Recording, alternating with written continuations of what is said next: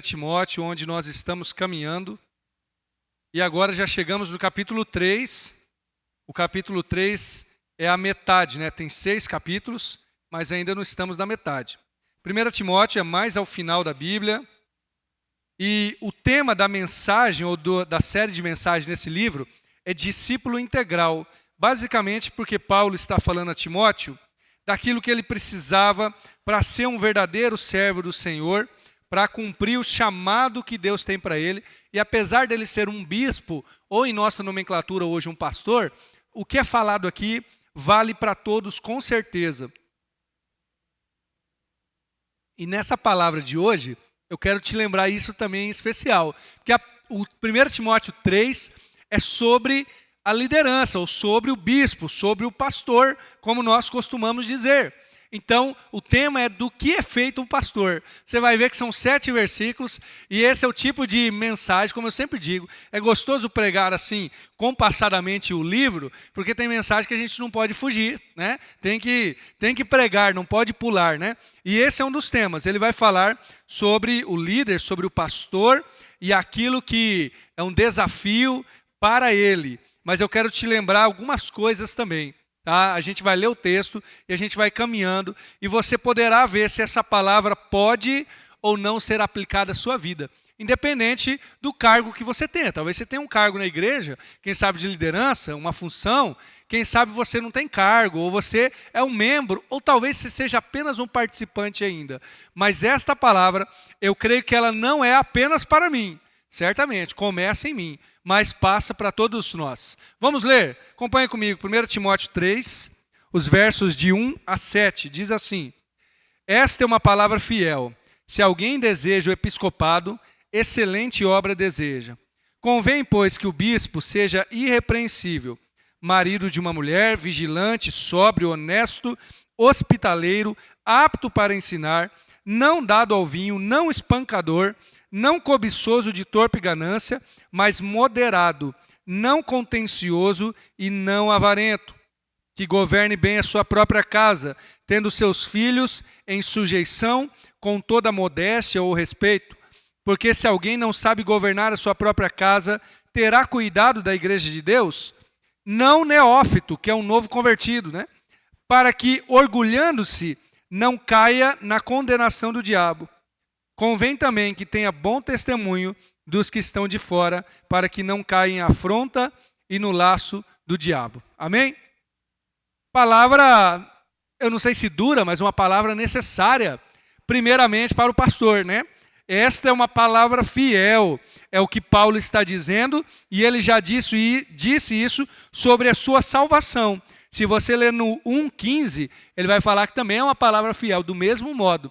Mas agora não é só sobre salvação, é sobre ministério. O que ele está querendo dizer, eu tenho certeza disso.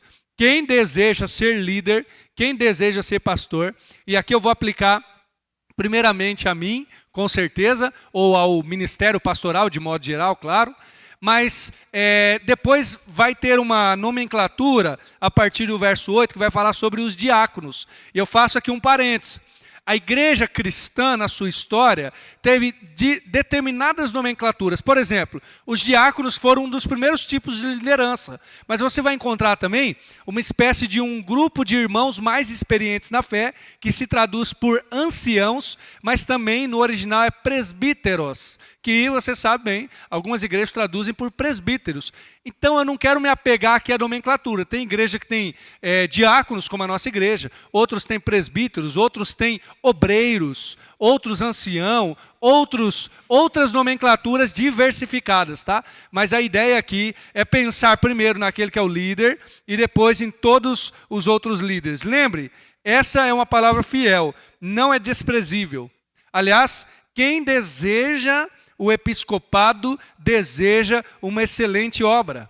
Paulo está dizendo isso. Do alto das suas prisões, do alto das suas chicotadas, do alto dos seus apedrejamentos, ele fala assim, quem deseja ser bispo, quem deseja ser líder, deseja uma excelente obra. Olha que coisa difícil, né? Talvez muitos de nós não diríamos isso, mas aquele que junto com Silas, amarrado provavelmente num toco, num cárcere, algemado com as costas cortadas e ensanguentadas, depois de ser chibateado, né? À meia-noite cantava na prisão, este pode muito bem dizer, essa é uma excelente obra. Por vezes, irmãos, o ministério do serviço ao Senhor, a ser o pastoral, o outro, é considerado às vezes desprezível. O mundo pensa que é uma malandragem, né? Eu me lembro de um rapaz que certa vez passou no vestibular e um professor tinha dado todo o apoio para ele, o professor não era cristão, e ele resolveu deixar tudo para ir para o ministério. E falou para o professor, eu vou virar pastor. E aí o professor dele falou assim, mas o que aconteceu? Se decepcionou com a vida? Que o professor não sabia direito, mas não é esse o curso que você queria? Porque para o mundo é desprezível, às vezes é considerado malandragem. Até alguns podem pensar que é falta de outro emprego, né? Mas tem gente, e às vezes dentro do ministério, e eu como pastor sou tentado a pensar, às vezes que é algo ruim, que é motivo de angústia, talvez de tristeza, mas Paulo está dizendo, é uma excelente obra. Por quê? Porque o que se faz quando você ministra o evangelho, e claro que não é só para mim, mas como eu digo, a começar em mim, quando você ministra o evangelho, você está ministrando uma palavra que culmina na salvação. Lá em Tiago 4:9, de novo, Paulo vai falar, essa é uma palavra fiel, digna de toda aceitação, por isso nós trabalhamos e lutamos, porque esperamos no Deus vivo. Então, por isso que é uma excelente obra, porque as pessoas que forem ministradas por um pregador do evangelho, por um ministro de Deus, podem ouvir e ser salvas. Imagine só, irmãos, que grandeza. Uma pessoa, talvez, antes de conversar com você, não era salva. E depois da conversa que teve contigo, foi eternamente transformada a sua vida. Que coisa maravilhosa, né? É uma excelente obra. Fantástica. Mas também, obviamente, muito difícil. Se ela é uma excelente obra, ela exige o quê? Excelência. Se alguém aspira a isso, né? Tem que ser excelente. Mas quais critérios você daria para um líder? E eu vou me colocar aqui como primeiro da palavra, porque está falando sobre liderança geral, então é o pastor. Quais critérios você teria para um pastor? É engraçado isso, né? Olha aqui que eu estou falando aqui, né? Calma, não fala em voz alta, tá? Senão pode soar aí alguma coisa que eu não vou gostar. Mas a gente fala assim, olha, um pastor bom, que característica ele tem que ter? Eu penso, sei lá, ele tem que falar bem, né? Tem que se comunicar, porque o pastor se comunica, né? Tem que ser dinâmico, tem que ser organizado. Essa parte a gente deixa, né? Tem que ter uma boa formação, tem que ter... Qual qualidade você colocaria para um pastor? Né? Várias. Poderíamos colocar várias coisas aqui, né? Eu me lembro de um, não sei se é verdade essa história, tá? Mas diz que numa igreja estavam escolhendo pastor e demoraram muito tempo. E aí um irmão dessa própria igreja escreveu uma carta para a comissão. Os irmãos sabem como que é, né? Quando a igreja está procurando pastor, faz uma comissão e tal. E colocou várias características do apóstolo Paulo, várias. Olha, eu sou um pregador do evangelho, mas como pregador eu já fui preso porque eu estava pregando sobre Jesus, e eu já falei na cara de colegas meus que eles estavam errados, como Paulo falou para Pedro, e várias coisas. E eles foram lendo, e no meio da carta, já falando, um olhando para o outro, falando, não, esse camarada aqui não serve. Para a nossa igreja, que é isso, né? E no final estava escrito, assinado apóstolo Paulo, né? Engraçado, a gente tem vários critérios. Eu coloquei aqui alguns que eu lembrei. E talvez você tenha outros. Sabe o que é interessante? É que nenhuma dessas qualidades que eu falei aqui, fala bem, tudo mais, tal, nenhuma delas estão aqui, nestes versos, nenhuma. O que isso quer dizer? Quer dizer que a gente tem que ser bíblico, e eu como pastor tenho que ser bíblico nas qualidades que eu procuro em Deus, e você nas qualidades que você procura em Deus também para a sua vida. O que essas qualidades aqui têm a ver? Tem a ver com o coração. Com caráter, essa é a ideia. Começa no coração e depois são demonstráveis. São coisas que somente um espírito transformado por Deus pode agir assim. Mas é passível de ser visto. Não adianta, e não adianta eu e nenhum líder, tá? Falar assim, irmãos, o que importa é o coração. Estou cheio de pecado, tá? Mas ninguém sabe do meu coração tão puro. Não, isso aqui começa no coração. Mas brota para uma vida de santidade. As desculpas caem por terra, primeiramente para mim, como pastor que tem que dar conta, né? diante de Deus, mas depois de mim, para cada um de nós, né? O ponto maior aqui é que esse pastor ou esse líder precisa ser irrepreensível. É alguém que não é passível de acusação pública. E eu quero anotar com você 4 características gerais.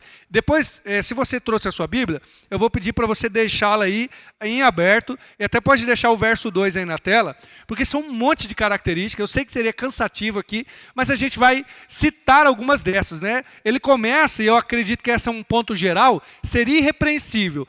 Não ter acusação pública, não ter nada que alguém possa, claro, alguém que tenha algo para te acusar, apontar. A primeira coisa é que este líder, e faço um detalhe aqui, vou fazer outro parênteses, né, que eu quero frisar isso, né?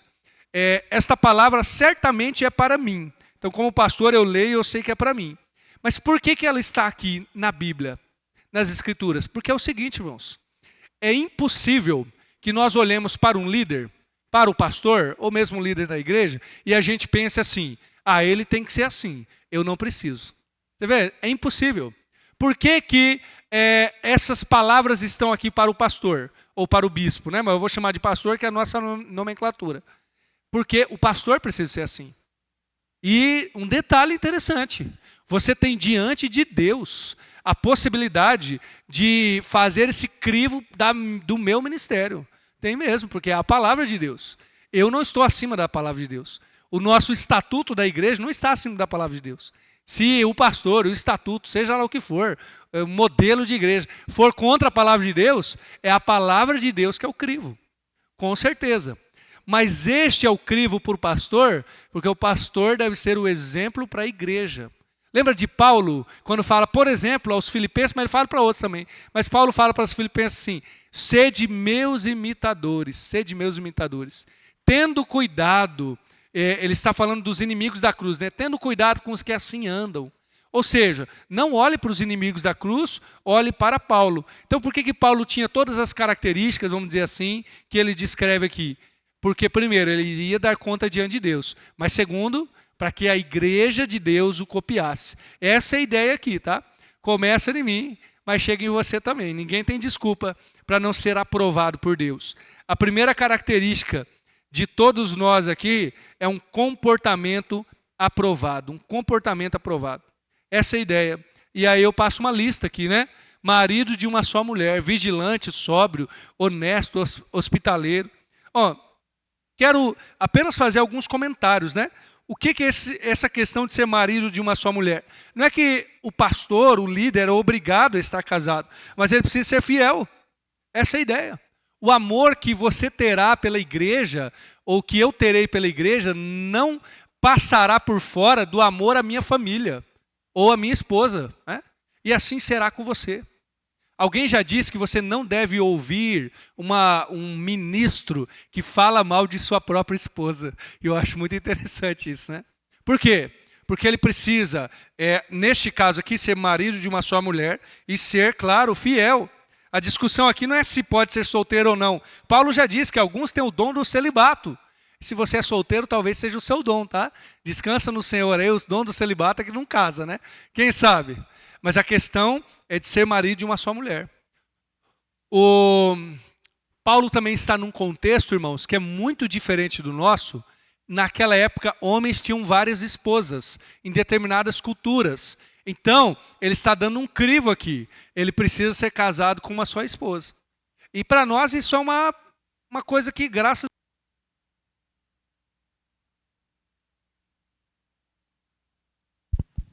para nós, graças a Deus, não faz sentido, né? Mas para Paulo, e para aquele contexto faz. Eu me lembro de um pastor missionário na África, em algumas tribos, em que homens se casavam com várias mulheres, que eles tiveram vários problemas para aplicar isso. E tem um problema cultural, eu sei que isso não tem a ver com o texto necessariamente, mas você vê como cada cultura precisa aplicar isso. Era o seguinte, o homem era casado com 2, 3, 4 mulheres, e nessa sociedade, certamente, era só o homem que trabalhava. Então, se ele deixasse, agora eu me converti, vou deixar todas as outras, vou ficar só com uma, as outras iriam passar fome. O que é a igreja, e eu não estou defendendo, dizendo se é certo ou não, mas para você ver a dificuldade que era. O que a igreja fez? olha, se um camarada se converte, ele tem 3, 4 mulheres, as mulheres, se ele deixar elas abandonadas, elas vão passar fome, talvez até morrer de fome. Estamos pensando num contexto lá da África.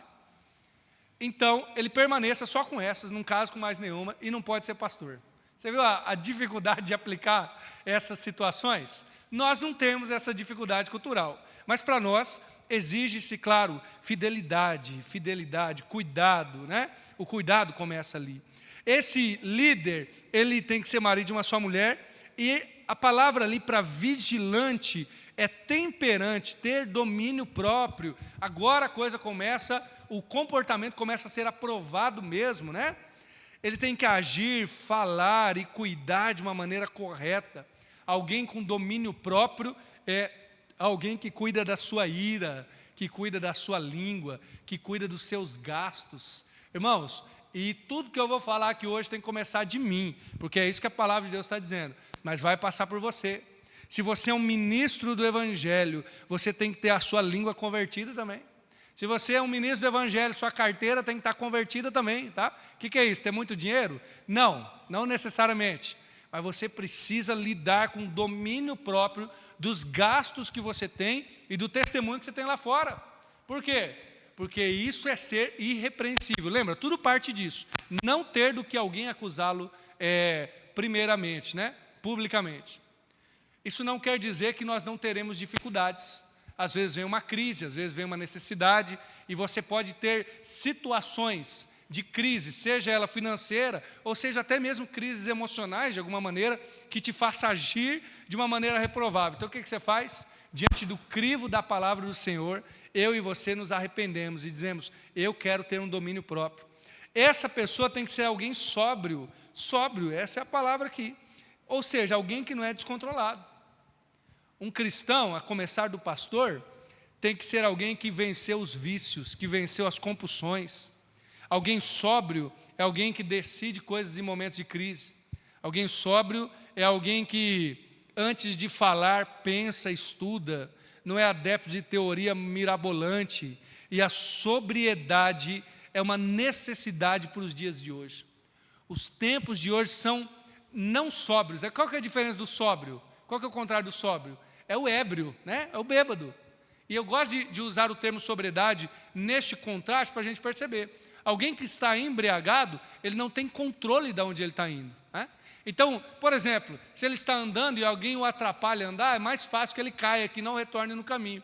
Um sóbrio não. É igual aquele GPS seu, que quando você sai da rota, ele se reorganiza. Se você está sóbrio, é fácil fazer isso. Você fala, opa, errei essa rua, alguém me atrapalhou, eu vou para um lado, vou para o outro.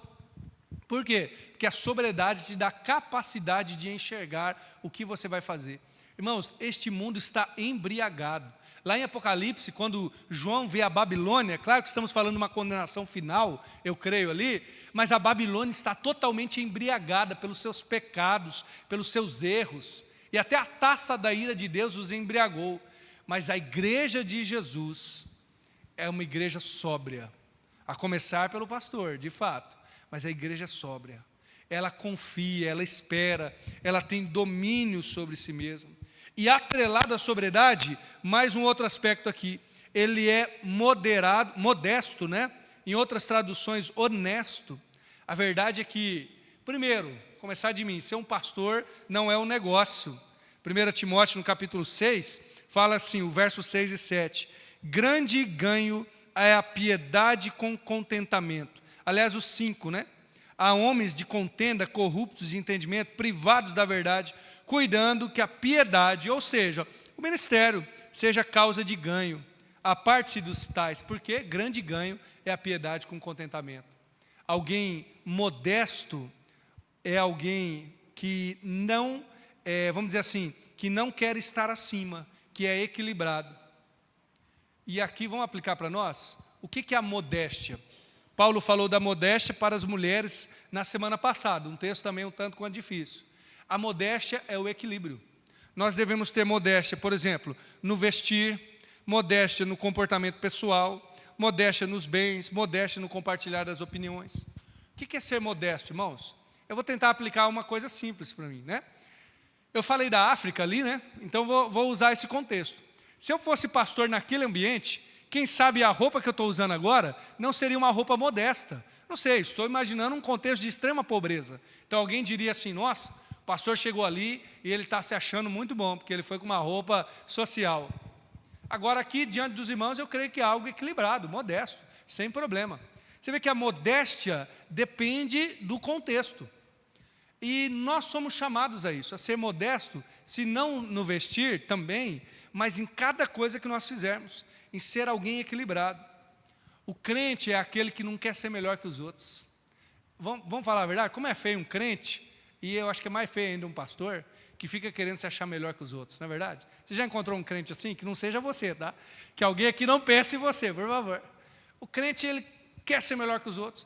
É verdade, irmãos, nós temos aqui gente de diferentes escolaridade, claro, de diferentes capacidade financeira, diferentes trabalhos, formações, é óbvio. Mas a diferença não está aí, está no nosso coração, não é verdade? Então, que haja modéstia, que possamos desejar ser equilibrados no comportamento com os outros. Gente, tem tanta coisa para falar. Hospitaleiro, apto para ensinar, né? Não dado ao vinho. Vamos falar desse aqui, não dado ao vinho? Né? É alguém, o termo vinho ali, literalmente sabe o que é? É vinho mesmo, tá? Bebida alcoólica. E é claro que poderia se colocar aqui, não só para toda bebida alcoólica, mas para qualquer tipo de vício em geral. Ele é alguém que não é dado ao vício, tem que ter controle de si mesmo. Começar do pastor, mas todos nós. Há coisas talvez até que são lícitas, mas que não nos convém, que não devem controlar. E há coisas que para nós como crentes não são possíveis, não são possíveis. O que a gente faz? Como que a gente aplica algumas dessas coisas? Eu penso assim, basicamente, existe o preto, o branco e o cinza. Sabe o que é isso? Existe coisa que a gente sabe que é errado mesmo. O crente não pode, por exemplo, mentir, não pode roubar dinheiro dos outros, isso é certo, tá? Não tem uma interpretação da Bíblia que você vai achar que está certo. O que é certo? O que é certo é certo, amar os outros, né? Abençoar as pessoas. E o que é cinza? É aquela parte que a gente não sabe se está certo ou errado. Você já passou por algum momento assim? Será que isso aqui é certo? Será que é errado? Será que eu devo fazer ou não devo? Gente, o crente ele faz assim, eu estou me perguntando, então é não. É isso, né? Mas será? Então não será. Paulo diz em Romanos, né, que tudo que não é por fé é pecado. Então deixa quieto. Espera, estuda mais um pouco, pede um conselho e tudo mais, né? Eu me lembro que quando eu era pastor de jovens, isso acontecia em especial, né? Hoje em dia, mais nem tanto. Mas alguns jovens, especialmente adolescentes, vinham me falar, por exemplo, de tatuagem. Eles vinham me falar de tatuagem. Pastor, é pecado fazer tatuagem? O que você responderia? Eu quero ser bíblico, eu não tenho um texto na Bíblia necessariamente para proibir o fulano. Ele dizia assim, olha a sabedoria que Deus me deu, eu acho, né? Falava assim, seu pai e sua mãe deixam? Não, eles não deixam. Então você tem que honrar seu pai e sua mãe. Chega, terminou a conversa. Ué, tá na parte cinza? Então é não. É simples, né? Eu não vou entrar nessa discussão de tatuagem, tá? Foi só um exemplo, você vê. Esse líder aqui, o pastor, e eu creio que para todos nós, deve ser não dado ao vinho. Não entre em coisas cinzas, tá? Outra coisa, não violento. Na minha tradução aqui, não espancador e não cobiçoso de torpe ganância, né? A ideia de não violento passa por uma violência física, mas ela entra numa violência verbal também, que cria ao seu redor um ambiente de medo. Essa é a ideia, não espancador, mas moderado, e também não cobiçoso de torpe ganância. Qual que é a ideia, gente? Existe, claro, a violência que é física, que é o bater, que é o espancar, e ninguém deve ser assim, é óbvio, né? Inclusive, Paulo está falando de algo que foi transformador para a época dele, sabe por quê? Porque não tinha leis. Eu me lembro de ter lido um livro, na época eu era adolescente, aí o pastor Eliezer me emprestou um livro de como era a cultura na época do Império Romano. E aquele livro tinha cartas que os historiadores, antropólogos, vai lá e escava, e encontraram várias cartas das pessoas, cartas comuns do dia a dia, foi escavado, encontrado, porque não eram grandes coisas. E era, por exemplo, uma carta que um homem escreveu para a mulher dele, olha, estou de viagem, então você faz tal e tal coisa. E eram coisas desprezíveis, terríveis, como, por exemplo, um homem escrevendo para a mulher dele, olha, você está grávida, se for menino, você deixa, se for menina, não. Fim. Era este o nível. Tá? A mulher era uma posse do marido. Por que eu estou falando essas coisas aqui? Olha o que Paulo está dizendo. Para ser líder na igreja, não pode ser violento. Está vendo? A igreja é uma luz, como Jesus diz, é uma luz no meio da cidade. A cidade cheia de escuridão. E a igreja é ensinada, para escolher um líder, ele não pode ser violento com a sua família, com a sua casa, não pode ser espancador. Olha que coisa maravilhosa. Mas a violência passa por outros vieses também, irmãos. Existe aquilo que chamamos de violência verbal. Você quer ver algumas violências verbais que eu, como pastor, posso levar para você? E eu sei que isso acontece em vários arraiais. Falar assim, olha, se você não fazer o que eu quero, você estará debaixo de maldição. Isso é violência, isso é ser uma pessoa que desrespeita, né? Se você não estiver debaixo da minha cobertura espiritual, ou seja, você sair daqui da igreja, você vai ser amaldiçoado, vai se acidentar, vai acontecer um monte de coisa. Eu não estou espancando você, mas isso é uma violência contra você. Entendeu? E a gente vai reproduzindo isso, vai aceitando isso de certas maneiras. E às vezes até a gente, para mim e para você, às vezes até a gente aceita ser influenciado por pastores que pensam assim. Particularmente, fazer um parênteses rápido aqui, eu não tenho nenhum problema e até te animo a escutar várias outras pregações. Pode escutar pastor que prega muito melhor que eu, não tem problema nenhum. Tem pastor no rádio, na internet, na televisão, encontre lá um bom, mas toma cuidado, tá? Você, para ouvir uma mensagem, faça esse crivo aqui também, ó. Abre lá 1 Timóteo 3, de 1 a 7, e faz esse crivo. Por quê? Porque alguém que vai te ensinar tem que ser alguém não violento, não cobiçoso, não contencioso. Essa é a ideia. Tá? É por isso que se fala aqui, alguém moderado. Na minha tradução fala cordato, né? Alguém educado, essa é a ideia. Tá? Bom, só mais uma aqui, para a gente ir para o próximo. Eu estou falando aqui do comportamento aprovado. Por final aqui, ele não deve ser contencioso e nem avarento. Tem vários outros detalhes aqui, você está vendo que é uma lista grande. O que é avareza, irmãos? Avareza é um ídolo que nasce no coração. 1 Coríntios 4, 5, fala que alguns não herdarão o reino dos céus, inclusive o avarento que é idólatra. Ou seja, o avarento é aquele que ama o dinheiro. A avareza é um estilo de vida, além de ser uma idolatria, e é uma escravidão. E por isso eu posso te dizer a verdade, que tem realmente muito pastor avarento pregando por aí. Né? E esse, claro, que é uma tentação que eu tenho sempre que cuidar. Tome cuidado, viu? Tem gente aprendendo sobre dinheiro com pastor avarento. Tem gente aprendendo sobre relacionamento familiar com pastor que não honra a sua família. Tome cuidado com isso, porque é necessário que ele seja não avarento. Agora começa em mim e passa para você também. Esse é o comportamento aprovado. Sabe qual é a segunda coisa aqui? Verso 4, que governe bem a sua própria casa, tendo seus filhos em sujeição com toda a modéstia. Porque se alguém não sabe governar a sua própria casa, como terá cuidado da igreja de Deus? Aqui diz respeito à casa toda. Diz respeito a ser um bom marido, um bom pai. Essa é a ideia, né? Existem algumas coisas a gente se atentar aqui. E esse, para mim, em partes é algo fácil de falar, pelo menos no momento. O texto diz ali, os seus filhos em sujeição. Seria um ótimo momento de eu colocar um peso aqui sobre vários pastores ou irmãos, porque o Isaac ainda é pequeno, né? Ele ainda vai onde eu quero, ele ainda faz o que eu mando.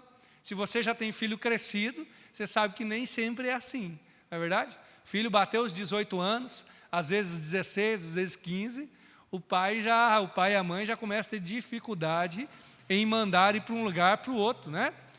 Certamente é um desafio, mas a verdade é que, pelo menos, no mínimo, é um desafio a ser levado a sério.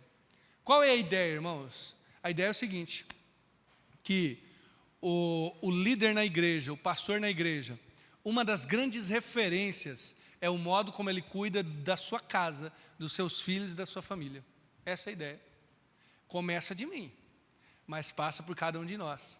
Você quer ser um cristão aprovado por Deus? Você quer ser um cristão que testemunha para os outros? Vai lá e cuida da sua casa. Ora pelos seus. Se você tem a oportunidade, como eu, de ter um filho pequeno ainda, cuida do filho, abraça, ama, apresenta o evangelho para ele, ore para que ele se converta, como eu faço, na hora certa, quando tiver o entendimento. Os filhos estão crescidos, às vezes só chega a sua oração até eles. Então ore por eles. Essa é a ideia. Tem que governar a sua casa e não deixá-la para depois. Alguém já disse que é um crivo, e que eu acho muito interessante. Começa a nossa vida com Deus. Em primeiro lugar é Deus, em segundo é a família, e terceiro é a igreja. E é uma ótima escadinha. Por quê? Eu digo isso em primeiro lugar, para me proteger. Não me proteger dos irmãos, tá? Me proteger de mim mesmo. Porque a minha tentação, às vezes, é achar que a igreja vem em primeiro lugar. E não é só antes da família, não, até antes de Deus, tá? Às vezes, por vezes, eu tenho dificuldade em orar, em ler a Bíblia continuamente, porque estão tantos afazeres e não é culpa dos irmãos, é coisa minha mesmo. Agora, você sentirá essa tentação. Seja com muitos afazeres na igreja, muitos afazeres no trabalho, mas lembre que primeiro vem Deus, depois a sua família, diretamente. Então, lute para governar bem ou para abençoar bem a sua casa. Ah, mas eu estou num contexto diferente. É verdade.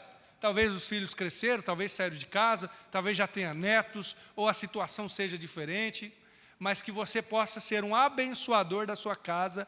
Este é o crivo, este é o crivo. Mas como aplicar isso para o pastor? Por que eu quero fazer também este comentário, que para mim é muito importante, tá? Não necessariamente na minha vida, como eu falei, para mim seria confortável agora falar sobre filhos obedientes, tendo Isaac ainda criança e indo onde eu quero, né? Mas tem, por exemplo, um pastor que eu tenho como grande referência. Ele é um pastor americano chamado John Piper, talvez você já tenha ouvido falar. Um grande pastor, pregador, aqueles cara que escreve livro de 500 páginas, sabe? Aquele nível de teólogo, pregador, famosíssimo. E ele tem um filho que aos 19 anos o filho abandonou a fé. Aliás, o filho não abandonou a fé, ele foi expulso da igreja, o que foi ainda mais chocante para a vida do pai dele, que era o pastor da igreja. 4 anos depois, o menino não, né, já jovem, volta para a igreja, se arrepende e volta. Passa alguns anos, ele decide sair da igreja. O filho desse pastor, desse John Piper, que para mim é uma referência, né? E eu fui pesquisar o que aconteceu. Ele basicamente é um rapaz que é desigrejado. Sabe a história de desigrejado? Ele não é um que virou ateu nem nada, mas ele resolveu que aquele tipo de igreja não é para ele, que enfim, meio liberal, nesse sentido. E eu te animo, esse é um dos camaradas que eu te animo a ouvir a pregação, o pai dele, né, o John Piper, fantástico. Então, como que eu estou ouvindo a pregação dele, se o filho dele não vai mais, pelo menos na igreja dele, né? Irmãos, eu acredito, tá? Diante de Deus, como eu falei, que para mim seria fácil dizer isso nesse momento. Eu acredito que os filhos em determinada idade têm a sua escolha, têm a sua possibilidade. Cabe ao pai e à mãe serem o que está lá no primeiro verso, seja o pastor, né? Ou seja, qualquer irmão, o quê? Ser irrepreensível. Irrepreensível. Que os nossos filhos permaneçam no Evangelho, mas se algum deles olhar para o lado, que eles possam pelo menos dizer assim, não foi por causa do meu pai e da minha mãe. Há filhos sim, que estão fora do Evangelho e dizem assim, o meu pai e a minha mãe são um exemplo para mim. Eu já cheguei a evangelizar alguns homens, alguns jovens, que eles choravam e diziam assim, eu queria ser igual ao meu pai, eu queria ser igual à minha mãe. Então, é terrível que estejam longe do Evangelho, mas que bênção, que pai e mãe se tornou um exemplo. É assim que eu penso a respeito, por exemplo, desses pastores, grandes homens de Deus, que o filho fez uma escolha diferente deles, mas que eles investiram tudo o que podiam, e o filho não tem o que dizer dos seus pais. Que você aplique isso para você também. Talvez se o seu filho não está no Evangelho, e se faltou algo, que você reconstrua essa ponte. Liga para ele, ora por ele, faz o que lhe cabe, para que você seja o quê? Irrepreensível. Que ele possa olhar para a sua vida como pai, como mãe, e dizer, não, ele sim foi um exemplo para a minha vida cristã. A outra coisa, e aqui se aplica exatamente ao pastor e ao líder, que ele não deve ser novo na fé, ou seja, tem que ser alguém experiente, não alguém novo convertido. Por quê? Basicamente tem que ser alguém maduro. Quanto tempo alguém é novo convertido, irmãos? Pensa aí, é um tipo de coisa que a gente não pensa muito, né? Quanto tempo demora para alguém ser novo convertido? Eu não vou pedir para você levantar a sua mão, mas eu quero perguntar se você se acha um novo convertido. Não levanta a mão, tá? Por favor. Quanto tempo demora para deixar de ser novo convertido? Até porque a gente tem alguns detalhes sobre o novo convertido, né? A gente diz assim, o novo convertido, ele tem uma fé maior, ele tem um ardor, ele ora mais. Pelo menos foi comigo assim, e com muitos que se converteram, que estão no começo da caminhada, né? Mas quanto tempo demora? Já que Paulo está falando para Timóteo, não seja novo convertido. Eu também acho, irmãos, que essa é uma situação cultural, porque em algumas culturas talvez vá mais rápido e outras vá mais demorado. Mas eu conheço algumas igrejas, e eu acho que é um bom crivo para nós, que especialmente a pessoa só pode entrar num cargo de liderança depois de 2 anos de convertido. Acho interessante isso, né? Algumas igrejas, especialmente aquelas que muitas pessoas se convertem, a pessoa só pode ir ao ministério, né, se tornar seminarista, como se diz, 2 anos depois de convertido. Acho interessante. Claro que ele não seria um pastor já, iria lá os 4 anos de estudo, né? Mas sabe por que eu cito esse detalhe? Porque a gente tem uma tendência a olhar para a gente que está com 5, 8 anos de crente e falar, não, fulano é novo convertido. Não é não, tá? Se você tem pelo menos mais de 2 anos de convertido, você já não é mais novo convertido. E você pode sim assumir aí o ministério que Deus colocar no seu coração. Inclusive antes disso, é claro, sem problema nenhum, né? Estamos falando aqui só sobre o pastor nesse sentido. Mas por que o pastor não pode ser novo convertido? Para ter uma determinada maturidade e se tornar exemplo dos outros. O crivo para mim como pastor e o crivo para você como membro e como ovelha de Cristo é pensar assim, quanto tempo eu tenho de conversão? Quanto tempo? A minha vida espiritual reflete esse tempo de conversão que eu tenho? Aí é você que responde também, tá? Eu não vou responder. Alguém já disse que às vezes nós temos 30 anos de crente, e nós temos, não é 30 anos de crente, nós temos 30 vezes 1, então ele reproduz sempre aquele 1 ano, primeiro ano na fé, nunca cresce além disso, que você e eu possamos crescer, e é claro que eu, a começar de mim, né? Aprender que existe sim um tempo, um processo de Deus, mas também uma necessidade de crescimento, para então ministrar a vida dos outros. Qual que é o meu desafio? O meu desafio é buscar em Deus, ser cada vez mais experiente, né? Para depois ser usado por Deus. Vamos para a última característica aqui, verso 7, que ele tenha um bom testemunho dos que estão de fora, para que não caia em afronta e laço do diabo. Sabe o que é isso? Agora um testemunho aprovado pelos de fora. Eu quero repetir com você algumas características aqui. Primeiro, aquela lista grande dos versos 2 e 3 é um comportamento aprovado, ou seja, aquilo que é pessoal, que nasce no indivíduo, ele tem que ser assim. Eu, mas você também. Depois, o cuidado com a família. Agora já vai para casa, né? Esposa e filhos. Depois, o terceiro é experiente na fé. Tem a ver com a aprovação da igreja. A igreja vai olhar e falar, opa, ele é experiente, ele já está aqui há alguns anos e já está ministrando. Mas o quarto é o círculo maior. O que é? Ter bom testemunho. Quando falamos de testemunho, irmãos, estamos falando dos que estão lá fora. Lá fora. Você percebe todo o crivo, né, para o pastorado, mas eu creio que para todos nós como cristãos, o final é ter um bom testemunho dos que estão passando, para os que estão de fora. E testemunho, irmãos, é prova, tem que ser provado para ser aprovado. É o testemunho do tempo, o testemunho de boas decisões, de comportamento, né? Faz muito mal para a igreja um testemunho desaprovado. E Jesus trata com tanta seriedade isso. E eu sei que havia muitas coisas aqui, claro, para comentar, mas eu quero ler o texto de Jesus, que está lá em Mateus 18, coloca para nós Mateus 18, a partir do verso 6, o que ele fala sobre um testemunho não aprovado. E Jesus vai chamar de escândalo, quem escandalizar um desses pequeninos. E eu quero te lembrar que esta palavra aqui, em especial, serve para mim, eu serei cobrado por Deus. Mas Jesus não está aqui falando apenas para líderes, para diáconos, para pastores. Está falando para todos nós. Qualquer que escandalizar um destes pequeninos que crê em mim, melhor lhe fora que se pendurasse ao pescoço uma mó de azenha. A minha tradução é antiga, né? Mó de azenha, se submergisse na profundeza do mar. Ai do mundo por causa dos escândalos, porque é mister que vem escândalos, mas ai daquele homem por quem o escândalo vem. Portanto, o que a gente faz então para ter um testemunho aprovado? Se a tua mão ou o teu pé te escandalizar, corta-o e atira para longe de ti. Melhor te é entrar na vida coxo ou aleijado do que tendo 2 mãos ou 2 pés, seres lançado no fogo do inferno. Se o teu olho te escandalizar, arranca e atira para longe de ti. Melhor te é entrar na vida com um olho só, do que tendo 2 olhos, seres lançado no fogo do inferno. Que palavra difícil, né? Que peso para o ministério, que peso para a vida cristã. Detalhe, Jesus está aplicando uma metáfora, tá? Você não precisa cortar a sua mão, nem cortar o pé, tudo bem, nem o olho, nem nada. Mas a verdade é que algumas coisas que podem escandalizar os outros. Lembra do que está no quadro cinza, no meio, no será? Isso talvez tenha que ser jogado fora. Eu brinco que às vezes quando eu leio textos assim, me dá vontade de pegar o meu celular e tacar ele na parede. Porque ele pode, por vezes, o que eu escrevo, até o que eu vejo, escandalizar.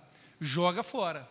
Companhias, se não for bom, e se não for bom testemunho, deixe de lado. Comportamento, situações pessoais. Por quê? Porque é necessário que a partir de mim e de todos nós tenhamos um bom testemunho dos que estão de fora. Por quê, irmãos? Por que tudo isso? Porque esta é uma palavra fiel e digna de toda aceitação. Quem deseja o pastorado, mas quem deseja servir a Deus, deseja algo excelente. Começa do comportamento, passa pela família, passa pela igreja, chega em toda a sociedade, e aí todo mundo é edificado. Por quê?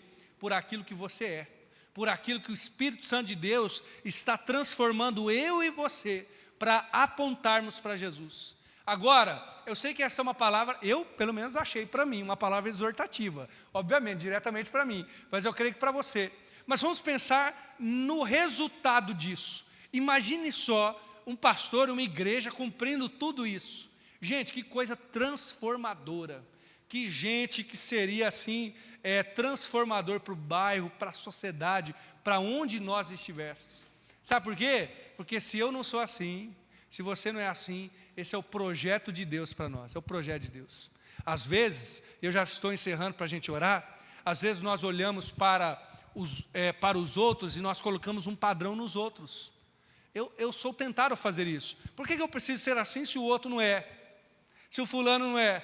Mas o padrão de Deus, depois você pode olhar esse texto novamente. Está ali, como que nas entrelinhas, o padrão de Deus é Jesus. Esse é o padrão de Deus para mim e para você. E por isso eu quero orar com você.